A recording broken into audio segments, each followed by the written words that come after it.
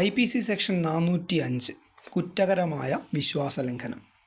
IPC section 405 പറയുന്നത് എന്താണ്? കുറ്റകരമായ വിശ്വാസ ലംഘനം. പണം, സ്വത്ത്, വസ്തു എന്നിവ ഏതെങ്കിലും വ്യക്തിയുടെ നിയന്ത്രണാധികാരത്തിലോ ഉത്തരവാദിത്വത്തിലോ ആയിരിക്കുമ്പോൾ ആ വസ്തുവകകൾ ഉടമയുടെ അനുവാദമില്ലാതെ ദുർവിനിയോഗം ചെയ്യുകയോ സ്വന്തം ഉപയോഗത്തിനായി വിനിയോഗിക്കുകയോ അല്ലെങ്കിൽ അത്തരം കുറ്റങ്ങൾ ചെയ്യാൻ മറ്റൊരാളെ അനുവദിക്കുകയോ ചെയ്യുന്നത് IPC സെക്ഷൻ 405 പ്രകാരം കുറ്റകരമാണ്. IPC സെക്ഷൻ 405 പറയുന്നത് എന്താണ്? കുറ്റകരമായ വിശ്വാസ ലംഘനത്തെക്കുറിച്ചാണ്.